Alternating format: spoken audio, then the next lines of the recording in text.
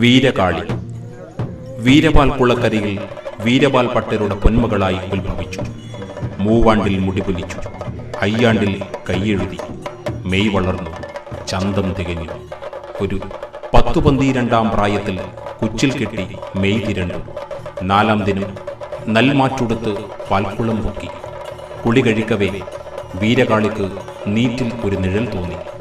വിവരം പെരുങ്ങളായി കമ്മളെ സ്വപ്നരൂപേണ ചൊല്ലിയറിയിച്ചു. ഉറക്കമുണർന്ന കമ്മൾ വീരപാൽ കുളങ്ങരെ എത്തിയെങ്കിലും ഒന്നുമേ കണ്ടതില്ല.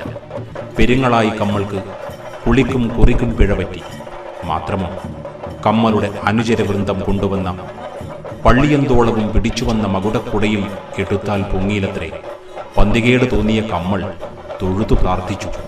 ഇവിടെ ദൈവമോ ഭഗവതിയോ ഉണ്ടെങ്കിൽ എൻ്റെ കൂടെ പോരട്ടെ എന്നായി കമ്മൾ. പ്രാർത്ഥനാനന്തരം പള്ളിയന്തോളവും മകുടക്കുടയും പറന്നു ചെന്നു കമ്മളുടെ കോട്ടയിലേക്ക്.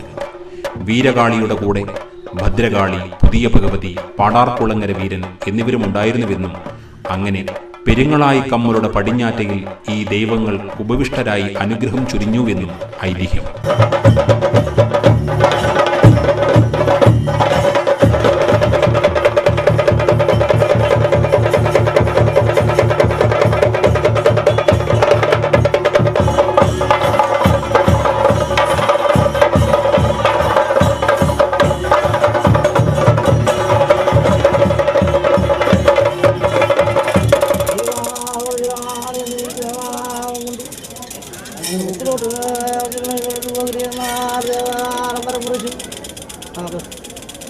കണ്ട